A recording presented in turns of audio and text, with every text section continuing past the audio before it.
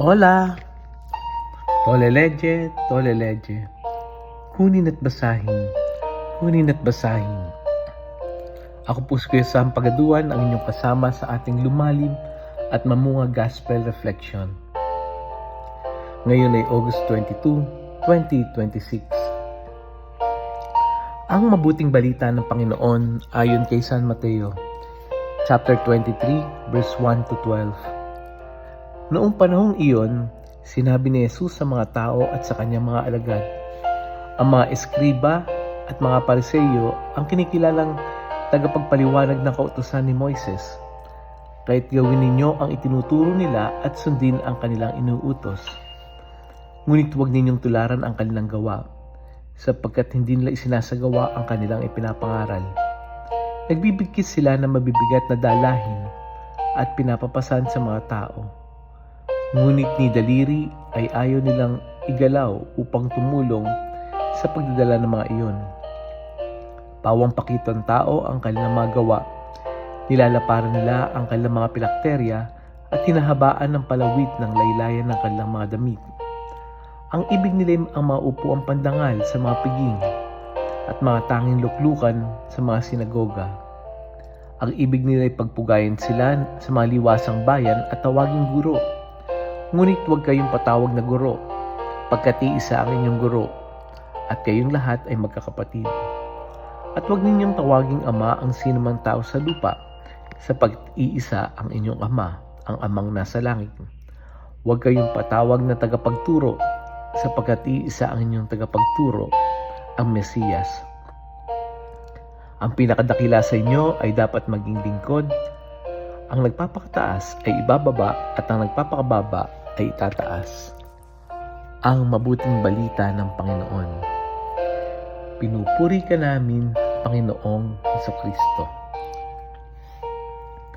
Happy Saturday po sa inyong lahat. Sa gospel natin ngayon, pinunan ni Jesus yung mga eskriba at pariseyo. Hindi niya sinabi na mali ang lahat ng itinuturo nila. Sa katunayan, sabi ni Jesus sa gospel ngayon, gawin ninyo at tuparin ang lahat ng itinuturo nila.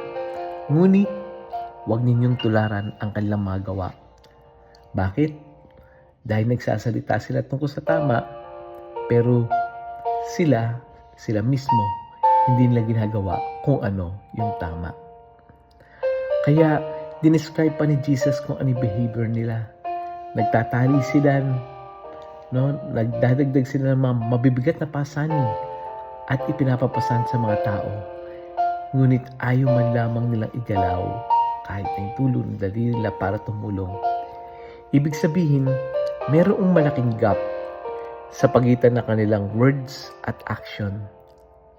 At isa pang problema bukod doon ay ginagawa nila yung mga bagay para ma-recognize. Gusto nilang makita, gusto nilang tawagin sila based on their title. Gusto nilang magkaroon ng mataas na posisyon. Dahil hindi lang naman ang pariseyo ang may tendency kung minsan na magmukhang mabuti. Tayo rin. Minsan, gusto nating makita ng ibang tao na mabait tayo, responsable tayo, mapagbigay tayo, mabuting Kristiyano tayo. At walang masama sa pagiging mabuti. Ang mahirap at ang challenging part ay kapag mas mahalaga na sa atin yung pagpapakita ng ibang tao kaysa sa tunay na kalagayan ng puso natin. Ito yung problem. Yung kapag mas inuuna na natin yung image natin kaysa sa paggawa ng mabuti. Halimbawa, mabait tayo sa harap ng ibang tao, pero kamusta tayo kung makipag-usap sa pamilya? At minsan, hindi natin namamalayan, mas inuuna natin yung ating image rather than our character. Ang Diyos ay hindi impressed sa image. Nakikita niya yung puso natin. At ito ang magandang challenge ng gospel natin. Are we the same person in private that we appear in public? Dahil madaling maging mabait kapag may nakakakita. Pero paano kapag wala na nakatingin? Doon nasusukat yung ating tunay na karakter. Kaya ngayong araw na ito, gumawa tayo ng secret act of service. Gumawa tayo ng isang mabuting bagay na walang nakakaalam. Nang hindi nakapost, hindi kinukwento, hindi naghihintay ng thank you. Gumawa lang tayo ng paglilingkod sa iba ng tahimik. Let us pray. Panginoong Jesus, patawarin mo kami sa pagkakataong mas mahalaga sa amin yung image kaysa sa tunay na pagbabago ng aming puso. Kapag gusto naming mapansin, turuan mo kaming maging humble.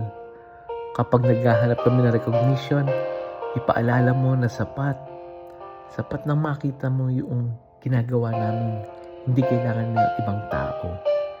At kapag nagsasalita kami tungkol sa kabutihan, tulungan mo maisabuhay namin ito. Turuan mo kaming maging lingkod na hindi naghahanap ng palakpak, hindi naghahanap ng recognition, kundi ang hinahanap lang namin ay makatulong sa aming kapwa. Amen. Friends, share natin yung audio gospel ito. Share natin ito sa ating mga kaibigan, kakilala, sa ating mga Facebook friends, sa mga classmates natin, sa GC. Muli, ako po si Kuya Sam Pangaduan, lagi nag-aanyaya. Halina, tayo ay lumalim at mamunga. Lumalim sa pananampalataya at mamunga ng mabuting gawa. God bless us all.